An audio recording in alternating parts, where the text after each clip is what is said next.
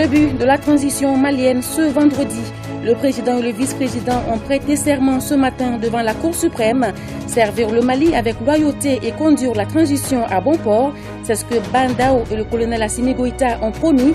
L'audience solennelle s'est déroulée au CICB en présence de nombreux Maliens, du président de la Guinée-Bissau, Umaro Sissoko Embalou, la CEDEAO, l'Union africaine et bien d'autres diplomates accrédités au Mali.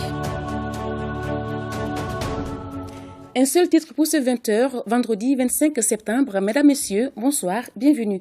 Je le disais tout à l'heure, le président et le vice-président de la transition ont prêté serment ce matin devant la Cour suprême.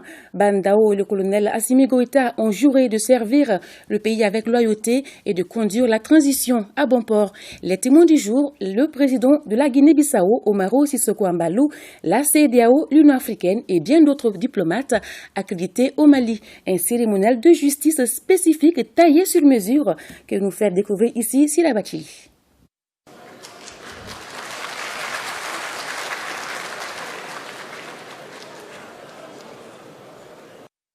Les pas assurés vers une transition de 18 mois. Et voici le nouveau Mali avec un président de la transition et un vice-président pour amorcer ce changement tant voulu par les Maliens. La Cour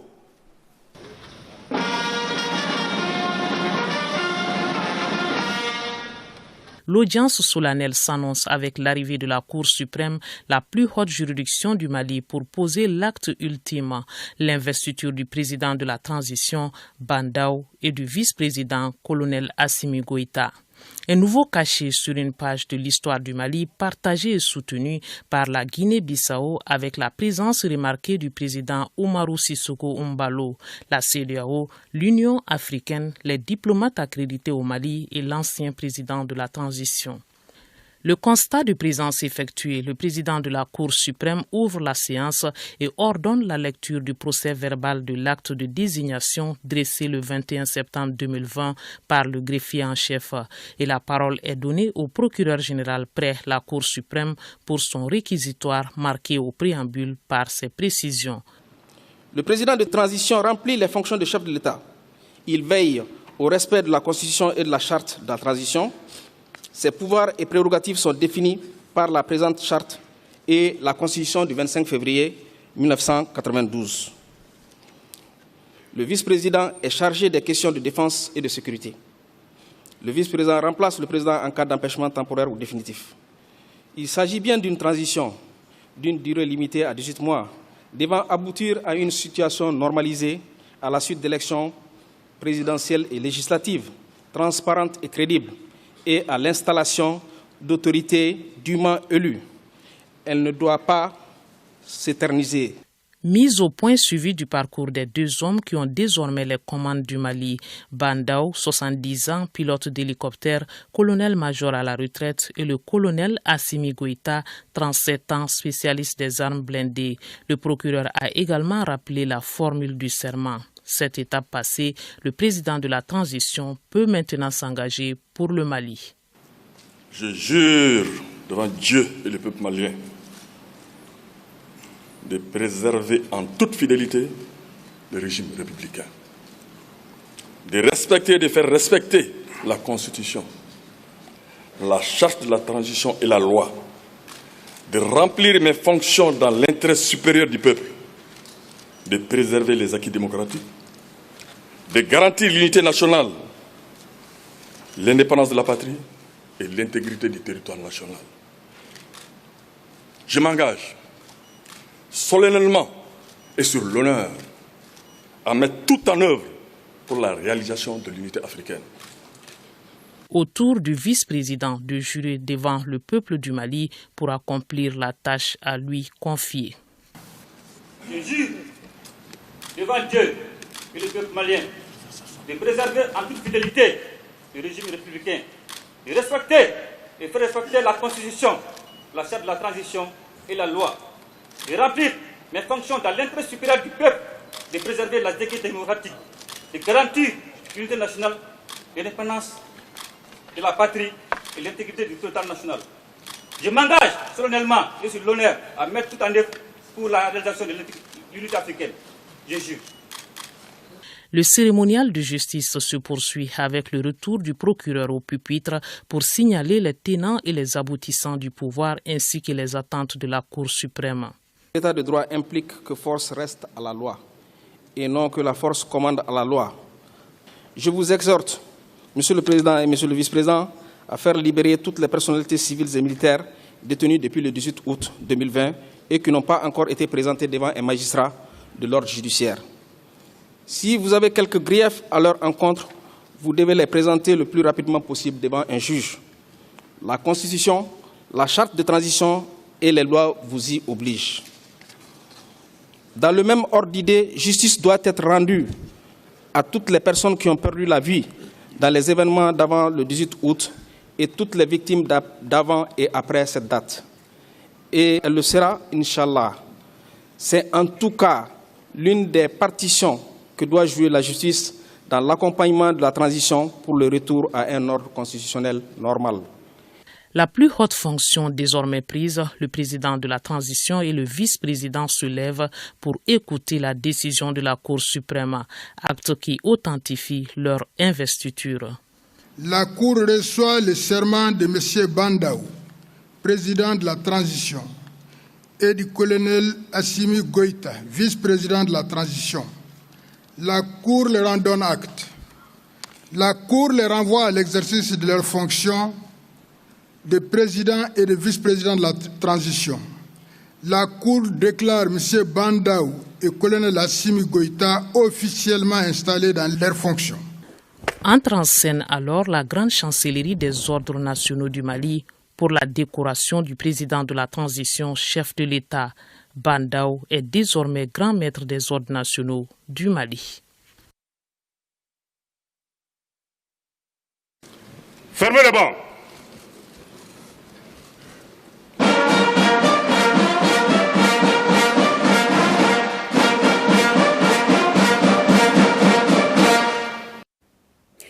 Il n'y aura plus de place pour la corruption et l'impunité. C'est en tout cas ce que promet le président de la transition dans son discours d'investiture. Bandaou a annoncé que tous les dossiers d'enquête seront transmis à la justice et que désormais la bonne gestion des maigres ressources de l'État sera une exigence. L'armée sera dotée de moyens pour combattre les forces terroristes et les prochaines élections générales seront organisées dans la transparence et à moindre coût. Le président reconnaît que les défis à relever sont nombreux et il compte sur la contribution de chaque Malien à la reconstruction de la maison Mali. Siaka Konaté. C'est un discours plein de promesses et fortement applaudi que le président de la transition a prononcé à la faveur de son investiture. Bandaou, qui préside désormais au destiné du Mali pour 18 mois, est conscient des défis à relever et des attentes de ses compatriotes. Il sait qu'il doit redresser un pays ébranlé, piétiné et humilié par ses propres enfants, pour le paraphraser.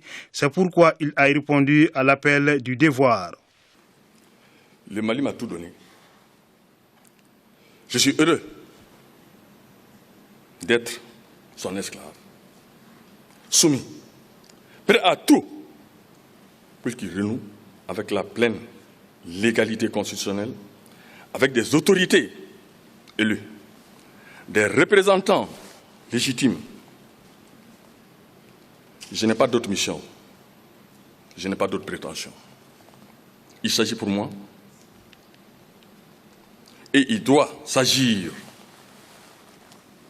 pour chacune et chacun d'apporter sa petite contribution, sa petite pierre à la consolidation de l'édifice national.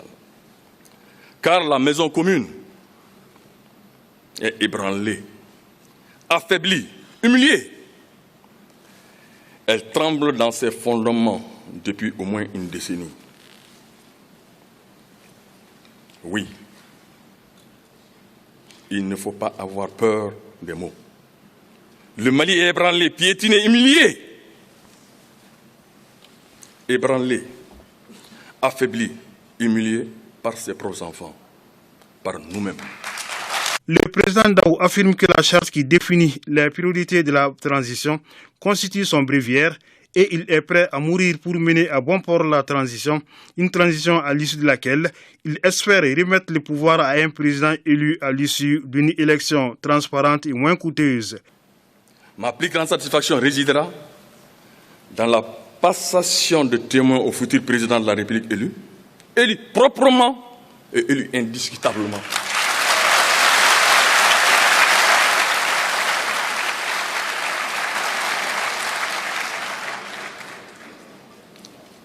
Pour cela, il nous faudra sans délai mener une réflexion profonde sur l'état de nos processus électoraux. Et ce, à l'effet de nous doter de bons textes, de bonnes pratiques, de solides contre-pouvoirs. Car ce sont ceux-là la force de toute démocratie. Au nom du peuple malien, qui ne saurait être privé de ses choix, au nom de la vérité des urnes, qui doit être la seule norme en démocratie, je combattrai sans concession les scrutins au coût astronomique. La fraude électorale, l'achat de voix, l'incursion de l'administration dans le processus électoral, la perversion des résultats pour les cours d'arbitrage. Autre promesse, les capacités des forces armées et de sécurité seront renforcées pour leur permettre de lutter efficacement contre les terroristes et les crimes organisés. Une telle mission, je le sais, se mènera sur le socle de la guerre sans merci qu'il faudra continuer à livrer aux forces terroristes et aux crimes organisés. Les fléaux accablent certaines parties du pays depuis plus d'une décennie. Leur sanctuaire s'élargit au détriment de la sécurité nationale. Les demi-victoires ne se suffisent plus pour nous vaincus.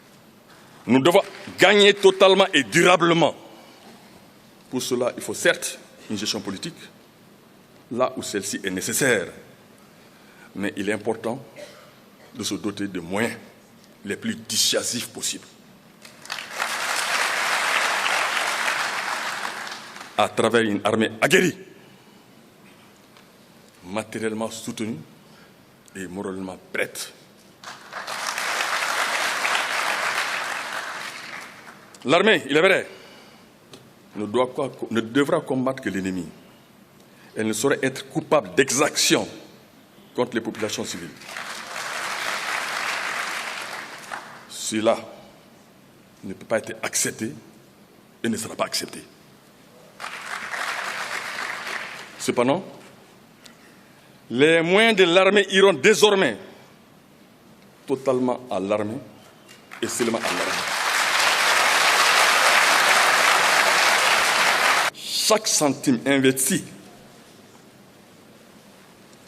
pour la défense et la sécurité de ce pays, surveillé, évalué, tant que je présiderai aux destinées de la transition. La bonne gestion des maigres ressources de l'État et la lutte contre la corruption constituent un autre grand chantier de la transition. Tous les dossiers de corruption seront transmis à la justice qui pourra faire son travail en toute indépendance. Je ne peux pas promettre zéro corruption, mais je ferai tout pour que l'impunité zéro soit la norme.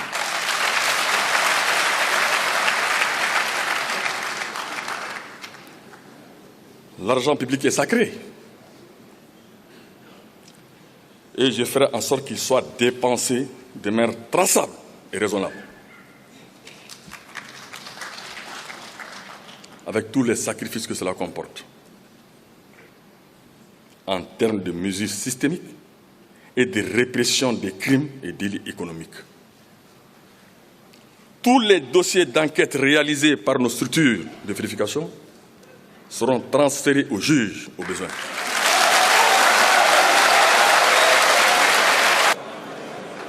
Il m'appartiendra de garantir à la justice les moyens de diligenter leur traitement. Un Le comité de mise en œuvre des recommandations du dialogue national inclusif de décembre dernier verra bientôt les jours, a annoncé le président de la transition, qui s'engage d'autre part à respecter les engagements et accords internationaux signés par le Mali. Il s'engage également à appliquer l'accord pour la paix et la réconciliation issu du processus d'Alger. Enfin, Bandaou a salué le CNSP pour son sens patriotique et son discernement, ainsi que les choix portés sur son président, colonel Assimi Goïta, pour être le vice-président. Coup de chapeau également à la CEDEAO pour son engagement aux côtés du Mali.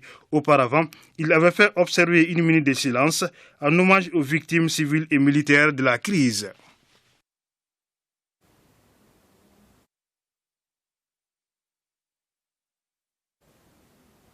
Voilà, en marge de la cérémonie de prestation de serment, le président Bissau-Guinée a été reçu par le nouveau président de la transition en présence du vice-président colonel Assimi Goïta. Omaro Sissoko Ambalo réaffirme son soutien à cette transition et au peuple malien. Il est au micro de Haoué Touré. Pour respecter l'engagement de la transition et tout le mieux pour le peuple malien. Qu'est-ce qui vous a motivé? Vous n'êtes pas le seul président de l'espace CEDEAO. Chaque président est souverain. Moi, je suis venu soutenir le peuple malien. Et puis, n'oubliez pas que j'ai un lien de sang avec le Mali. C'est pour cela que je me trouve là aujourd'hui. Nous restons avec Haoué Touré qui a recueilli les impressions des représentants diplomatiques installés aux premières loges. Selon eux, cette cérémonie de prestation de serment représente un espoir pour le Mali. Ce vendredi 25 septembre, un grand jour, un jour d'espoir, un jour d'espérance. Autant de qualificatifs entendus le long de la cérémonie. Maliens comme étrangers, tous y croient.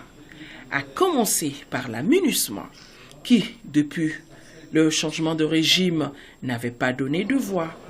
Nous, au niveau des Nations Unies, nous trouvons que c'est un pas vers quelque chose de constructif, un pas pour l'avenir du Mali. Nous encourageons cela et nous osons espérer que très rapidement, un nouveau Premier ministre sera nommé. Très rapidement, la CEDEAO lèvera les sanctions. Très rapidement, que les Maliennes et les Maliens se mettent au travail. Que nous également, nos partenaires qui sommes là, on a besoin d'interlocuteurs pour travailler, que ces interlocuteurs soient disponibles et disposés. Et qu'on retrouve ce Mali dont nous rêvons tous. Un Mali réconcilié avec lui-même et revenu à sa démocratie que tout le monde lui enviait.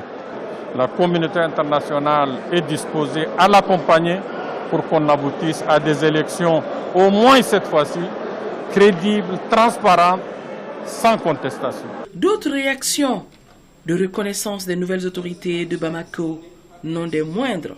Je crois que c'est un grand moment pour le Mali et c'est un nouveau départ avec tout ce qui s'est passé comme difficultés. Alors nous souhaitons au nouveau président de diriger la transition dans le consensus au bénéfice de tous. Et je dois ajouter que nous sommes là pour l'accompagner et le soutenir. Un discours fort, je crois qu'il nous fait découvrir un coin de sa personnalité comme un homme rigoureux et qui veut aussi la rigueur pour le pays. Je crois qu'en ces circonstances, c'est important. C'est un très bon discours, un discours d'homme volontaire, intègre et vouloir vraiment remettre le Mali sur un nouveau pied et sur une nouvelle base. C'est un grand jour, c'est un événement majeur et je crois que c'est l'aboutissement de tout un processus dont les Maliens d'abord ont pris part avec beaucoup de dévouement, beaucoup d'engagement. Et nous, le Maroc, la communauté internationale, nous avons apporté notre contribution. Mais je crois que les Maliens peuvent vraiment être fiers de l'aboutissement de cette dynamique endogène.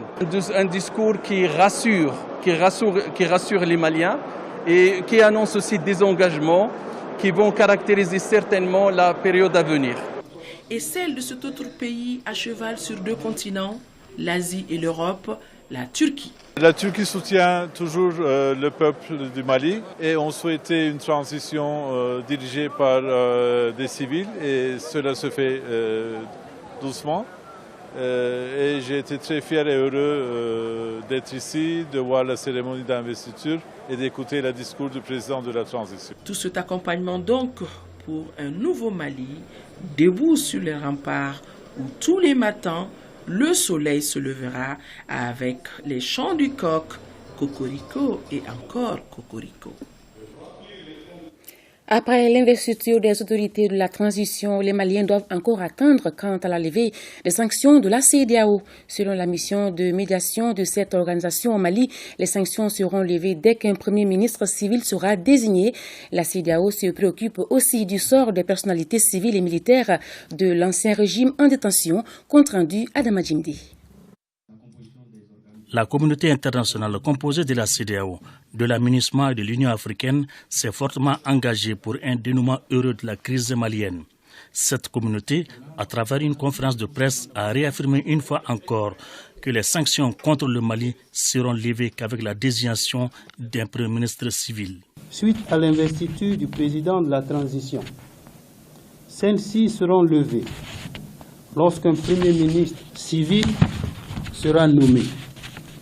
Un rapport sur ce point sera fait au président en exercice de la conférence des chefs d'État et de gouvernement de la CEDEAO. La médiation a beaucoup insisté sur deux aspects assez importants pour elle. Il s'agit du rôle du vice-président en cas d'empêchement du président de la transition et le sort des personnalités civiles de l'ancien régime en arrestation. Lors de cette mission, la délégation s'est fortement préoccupée de la situation des personnalités civiles et militaires de l'ancien régime en détention depuis le 18 août 2020. La mission a également pu rencontrer l'ancien Premier ministre, M. Boubou Cissé.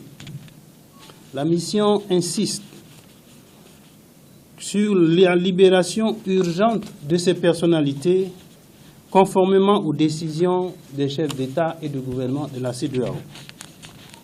La mission a pris acte de la nomination et de l'investiture de M. Ba Ndao en qualité de président de la transition. Elle le félicite chaleureusement et lui souhaite plein succès dans la conduite de sa mission. La mission a également rappelé l'importance d'obtenir la version finale et officielle de la charte de la transition, prenant en compte les décisions issues des sommets des chefs d'État et de gouvernement de la CEDEAO, notamment la dissolution du CNSP avant ou après l'investiture du président de la transition. Les responsabilités du vice-président sera chargé de la sécurité et de la défense. L'impossibilité pour le vice-président de remplacer le président de la transition. Comme vous pouvez déjà le voir, le vice-président est un militaire en service. Ça veut dire que les officiers militaires peuvent se voir confier des tâches, confier des responsabilités dans le cadre de la transition. Cela ne dérange pas la CEDEAO. Au terme de sa visite dans notre pays, la CEDEAO a félicité le peuple malien pour l'investiture des autorités de transition, le Comité national de salut du peuple qui s'est montré très ouvert au dialogue et la presse malienne pour le professionnalisme dans le traitement de l'information. L'investiture du président et du vice-président de la transition a été saluée par la classe politique, la société civile, les confusions religieuses et les familles fondatrices de Bamako. Pour les uns et les autres, c'est l'heure d'un nouveau Mali qui vient de sonner pour le bonheur de tous. Ces personnalités s'expriment ici au micro de Dougoufana Traoré. Tout le monde a intérêt que ça va vers l'apaisement. Parce que l'affrontement, ça n'a jamais abouti à quelque chose de bien. On a vu le début, on a vu nos pays voisins, on a vu ailleurs, l'affrontement, c'est pas bien. C'est le moment que tous les peuples maliens aient confiance à ces nouvelles autorités, que nous nous donnons la main pour soutenir ces nouvelles autorités de la transition pour pouvoir vraiment définitivement sortir de cette crise. La réussite de cette transition est donc la réussite pour le Mali. Un soulagement en même temps. préoccupation, c'est de souhaiter que vraiment cette transition qui débute puisse vraiment aller sur la bonne voie. Par rapport à cette journée, c'est le retour et la méditation sur notre hymne national. Un peuple, un but, une foi. Je pense que cette cérémonie d'aujourd'hui, et les gens qui vont arriver avec surtout le retour des enfants à l'école va nous apprendre à reméditer cet hymne. Et pour ma part, ce qui se fait aujourd'hui, je souhaite qu'on le commente à la génération montante. Nous souhaitons que ces hommes et ces femmes qui vont avoir le privilège et la charge de diriger notre pays soient à la hauteur de tous les défis et que c'est tous ensemble, eux et nous, tous les Maliens, nous avons à relever ces défis pour le bonheur des Maliens. C'est un sentiment d'espoir, un grand espoir.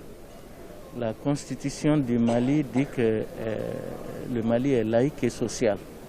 Pour moi, c'est le socle d'espérance de tous les Maliens. Laïque, parce que ça permet à chacun Malien de vivre chez soi en paix et dans l'idéologie qu'il pense être la meilleure pour lui de vivre. Nous pensons aujourd'hui que le peuple doit avancer dans la réconciliation, le vivre ensemble, et nous devons tous se mettre au service du pays derrière le président Bandao et son vice-président et tous les membres qui auront l'honneur de composer cette équipe de transition pour le bonheur du Mali. Une transition réussie, ce serait une avancée pour la démocratie et la réconciliation et le vivre ensemble. Joie réellement du fait que les Maliens sont parvenus à s'entendre pour choisir un président de transition, un vice-président, et pour que les organes de la transition démarrent, pour que notre pays puisse se retrouver et qu'on entame l'essentiel qui est le devenir de notre pays. En tout cas, tous les communicateurs traditionnels du Mali soutiennent cette avancée. Le discours, il était militaire surtout, il était ferme. Et les préoccupations des Maliens dans sa globalité ont été prises en charge. Aujourd'hui, il y a le bénéfice du doute, mais qu'à cela ne tienne, nous tenons à dire à l'opinion nationale et internationale que les Maliens vont veiller au grain afin que, en tout cas, les propos tenus, les engagements pris dans cette salle puissent être honorés. La période qui s'ouvre, cette transition constitue un défi pour tous les Maliens. Nous pensons tout de suite que la première chose que nous devons formuler, c'est des vœux, c'est des bénédictions pour que cette période de transition se passe dans le plus grand calme. Nous prions pour l'apaisement. Nous appelons les Maliens à relever ce défi ensemble pour que la feuille de route de la transition puisse être mise en œuvre dans le plus grand calme. Cette investiture constitue un nouveau départ pour nous. Et je crois que l'homme qui vient de faire son discours donne beaucoup d'espoir, avec beaucoup d'énergie et de détermination à mettre les choses en place et particulièrement à organiser des élections propres. Je crois qu'aujourd'hui que les Maliennes et les Maliens se mettent ensemble, déjà après les journées de concertation, et décider d'une charte, décider d'une feuille de route, et qu'aujourd'hui tout cela soit consacré par l'installation des hommes qui doivent avoir en charge la mise en œuvre, nous ne pouvons que le saluer. L'homme, avant aujourd'hui, bénéficiait d'une bonne réputation. Et je pense que nous prenons bonne note. Et je pense que notre présence déjà est une preuve de notre disponibilité. Et l'URD saura en tout cas apporter sa contribution pour la réussite de la transition. Et son discours est très éloquent et plein d'espoir. Je suis très ému parce que c'est une page de l'histoire du Mali qui se dessine encore. Un discours rassurant, un discours qui a fait le tour de tous les problèmes auxquels le Mali est confronté aujourd'hui et un discours qui rassure les Maliens par rapport à tout ce qui va se passer pendant cette transition. Une journée pas comme les autres pour le président désigné de la transition. Il s'apprête à vivre l'un des moments les plus importants de sa vie. Comment a-t-il entrepris cette journée de vendredi? Nyanya Alou Traoré et Tayeb Adiaouyakoui étaient sur ses pas. Regardez leur récit. Boulkassoumbougou, en commune 1 du district de Bamako. Nous voilà dans la ruelle qui abrite la maison du désormais président de la transition, Badao. Tout est calme pour une journée qui s'annonce peu ordinaire pour le locataire des lieux. Le voisinage, très curieux par notre présence, est aux aguets. Après quelques instants d'étonnement, place aux confidences. Je sais depuis le lundi qu'il est le président. Moi, je l'appelle Poa. Poa, c'est Badao, le président de la transition. Et c'est lui que nous cherchons. Il est 7h-10. Malheureusement, on nous informe qu'il a déjà quitté le domicile familial. Depuis 6h du matin, le président a quitté la maison. Où est-il donc allé de sitôt? Quelques coups de fil nous permettent de situer le président de la transition. Il est à la résidence de la base B. 7h20, nous arrivons sur place. La sécurité présidentielle est déjà en poste. Le président est déjà sur place. Il est en train de se préparer pour l'investiture. Maintenant, comme le président est en de départ pour aller au CICB, il est en train de se préparer. Et vous allez quitter ici à quelle heure? On va quitter ici normalement à partir de 9h40 pour aller au CICB, conformément au programme. Et voilà de longues heures d'attente qui commencent pour nous à l'affût du moindre bruit et mouvement. Vers 9h, l'aide de camp du président de la transition vient inspecter la 4x4 qui fera office dans moins de 3 heures de voiture officielle du président. 10h15, le cliquetis de la porte nous fait comprendre que le président s'apprête à sortir. Tout de blanc vêtu, la taille impressionne, 1m95. Le désigné président de la transition apparaît sur le perron. Monsieur le Président, bonjour. Une journée pas comme les autres, n'est-ce pas? Pas de réponse orale, mais 2 signes de la main. Un pour nous retourner nos salutations et l'autre pour certainement répondre à notre question.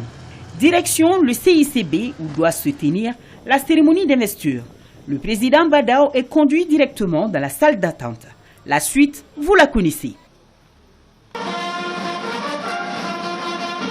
La cérémonie, une fois terminée, c'est un homme paré des attributs de président de la transition que nous voyons descendre prudemment les escaliers du hall d'entrée du CICB pour la revue des troupes.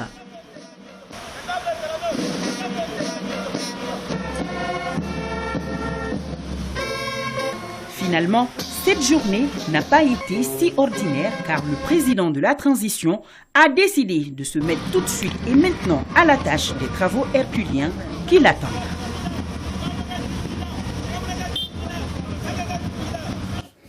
Les médias d'ici et d'ailleurs ont pris d'assaut le Centre international de conférence de Bamako à l'occasion de la cérémonie d'investiture du président et du vice-président de la transition. Le dispositif sécuritaire à cette occasion était impressionnant et les consignes étaient respectées à la lettre. Nos reporters Tamsil Diapaté et Seydou Sissoko nous amènent dans les coulisses de cet événement grandiose au CICB. La prestation de serment du président de la transition et son vice-président, une étape importante qui annonce le début d'une transition de défis et d'enjeux. Ce nouveau départ, c'est bien sûr sous l'œil vigilant des forces de sécurité et les hommes de médias qui sont à l'affût de l'information à tout prix. L'entrée étant subordonnée à la présentation d'une accréditation, certains journalistes sont bloqués tandis que d'autres ont accès. Donc vous avez une carte d'invitation? À défaut de carte de base, alors que j'ai une carte de presse diligentée par le ministère.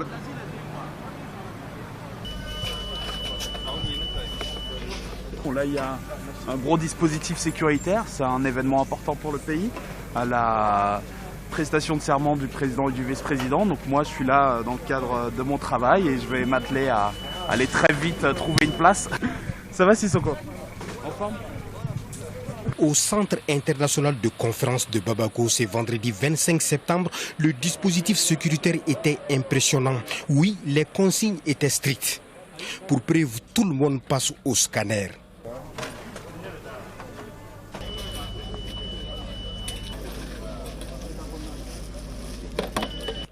Le commandant Abba Mahaman Tamboura, chargé de la sécurité au sein du CNSP, veille au grain.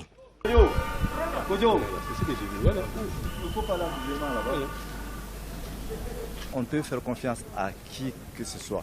Même à son ami, on ne peut pas lui faire confiance. Dans la mesure où le terroriste, il peut être vous, il peut être moi, il peut être votre ami.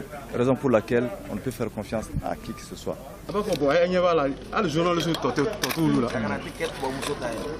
Rien n'est laissé au hasard pour la circonstance. Les chiens d'explosifs sont au contrôle.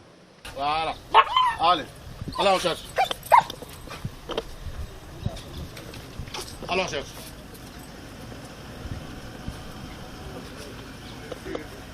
Allez, ciao. Allez, mon cher. Voilà. Ciao, mon cher. Allez. Allez. C'est ça, mon cher. Mon cher. Voilà. Je viens de faire une recherche. J'ai lancé mon cher. Bon. Il a fait les recherches maintenant. Il a vu le matériel. Dans la salle de prestation de serment, les journalistes, les caméramans et les photographes avaient des difficultés pour travailler convenablement. Certains invités se plaignaient de leur position, tandis que d'autres défendaient leur cause. Ils peuvent positionner les caméras et s'asseoir, il n'y a pas de problème. C'est pas la première fois. Non, je suis désolé, laissez-les faire leur travail. C'est vous qui les avez invités pour qu'ils viennent faire le travail, ce travail-là. Laissez-les faire pleinement leur travail. Les forces de sécurité tentent de mettre de l'ordre.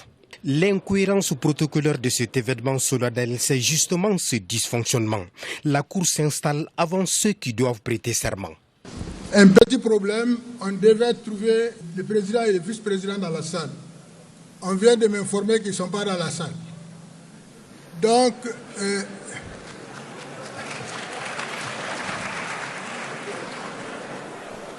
monsieur le directeur du protocole, veuillez faire entrer le président et le vice-président.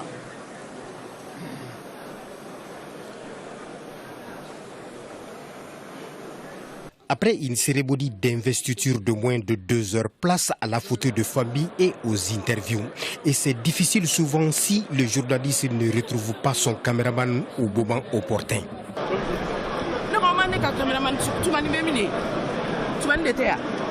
Et quelques temps plus tard, le caméraman et son journaliste se retrouvent. Vous avez retrouvé votre caméraman? Vous cherchez votre caméraman là pour l'événement? Vous l'avez retrouvé? Oui, non, je l'ai retrouvé. Voilà, après la prestation de serment du président de la transition et de son vice-président, des réactions sont parvenues à notre rédaction à travers des communiqués. L'Union pour la République et la démocratie URD, le Conseil national de la société civile du Mali, le Haut Conseil des Maliens de l'extérieur, l'Union nationale des chambres consulaires du Mali, le Parti pour la solidarité et le progrès PSP, le Congrès africain pour la justice et le partage, le club Alioune Blondin Bey adresse leurs félicitations à Mbandao et au colonel Assimi Goïta, respectivement président et vice-président de la transition. Ils appellent toutes les forces vives de la nation à s'engager dans la voie de la vérité et la transparence pour la réussite de la transition. À présent, en image, le départ du président bissau-guinéen Umaro Sissoco Embalo était venu assister à la cérémonie d'investiture du président et du vice-président de la transition. En marge de cet événement, il a été reçu par le nouveau président de la transition en présence du vice-président colonel Assimi Goïta, Umaro Sissoco Embalo, qui a réaffirmé son soutien à cette transition et au peuple malien, a quitté le sol malien juste après la cérémonie.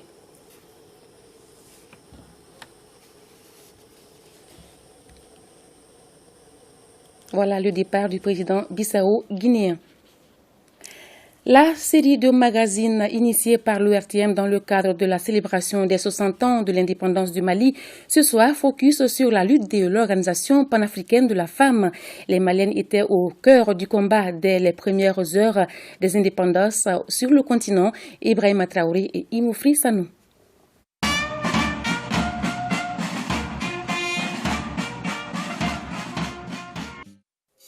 Bamako, juin 1962. Un comité des femmes d'Afrique se réunit pour préparer sa toute première rencontre continentale. L'initiative est née à Vienne, en Autriche, en mai 1958, au congrès de la Fédération démocratique internationale des femmes. La réunion de Bamako est marquée par un appel historique de Awa Keïta à l'endroit de ses sœurs africaines. Elle annonce ce que devra être la future organisation. un instrument de lutte contre le système colonial et pour l'unité africaine.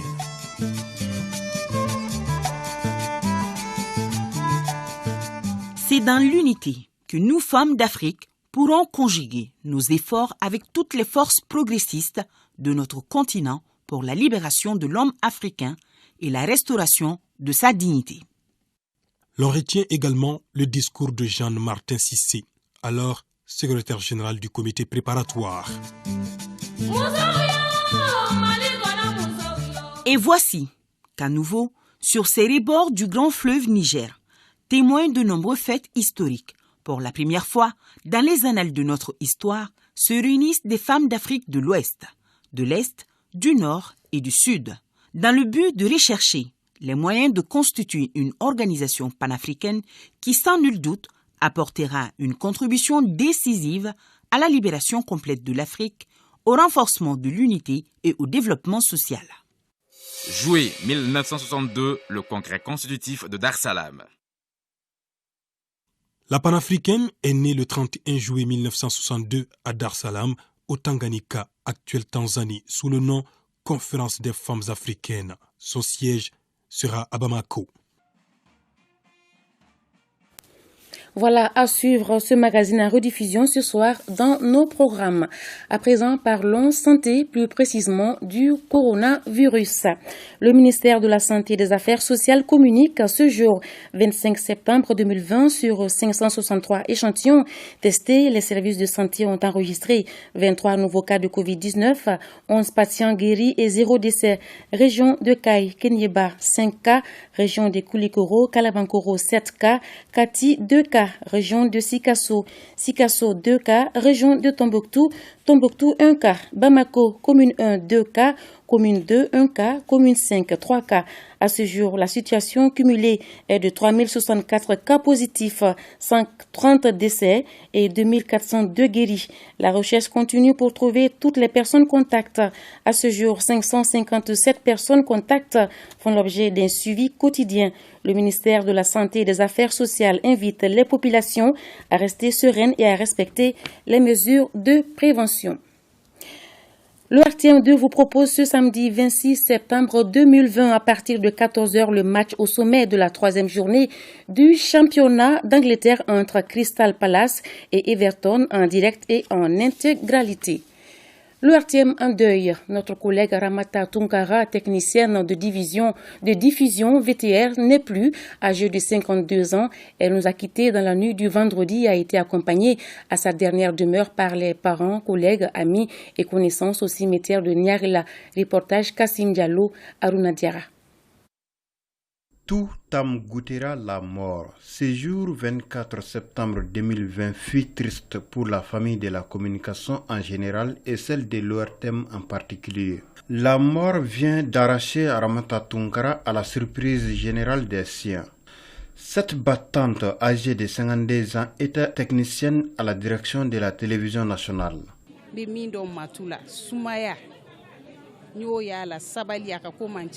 Ramata n'avait pas de problème.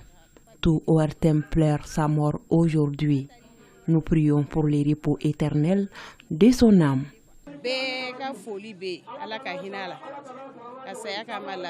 Une fois terminée avec les études, elle a cherché vraiment tous les anciens collègues qui se sont dispersés un peu dans les différents services. Tout récemment, elle a fait un groupe de WhatsApp dans lequel tout le monde s'exprime quotidiennement. Et tout récemment, il n'y a même pas une semaine, on était en conversation. Et subitement, j'apprends son décès. Je suis très touché, très ému. Et vraiment, ça m'a frappé de plein fouet. Ramata a été affecté à l'ORTM en 2002. Ses collaborateurs saluent son immunité et son amour pour le travail bien fait. On a fait le concours ensemble, on a passé ensemble. Elle a été affectée à Koulikoro, moi j'étais à Massina. Ensuite, on a été toutes mises au point G au centre métal. Depuis qu'elle a su que moi je suis Doumia, son mari est Doumia, elle ne m'a jamais appelé par mon nom. Elle dit toujours mon mari, mon mari. Tout ce que je peux dire, tout ce que je peux retenir de Matou, Matou était très sociable. Je n'ai rien à lui reprocher. Vraiment, il a fait tout dans notre famille. Il a fait tout dans notre famille. Je n'ai rien à lui reprocher. Vraiment, je n'ai pas de mots à dire quoi. Sur le plan social, elle est impeccable. Aramata Tunkara était mariée et mère de 5 enfants, dont une fille. Elle repose au cimetière de Nyarela. Repose en paix, chers collègues. Cela fait 185 jours aujourd'hui que le président de l'URD, Soumaïla Cissé, est privé de liberté. Nous avons une pensée pour lui. Ensemble, mobilisons-nous pour sa libération. Fin de cette édition. L'ORTM1 vous remercie de votre fidélité. Je vous donne rendez-vous demain 20h, Inch'Allah. Bonsoir.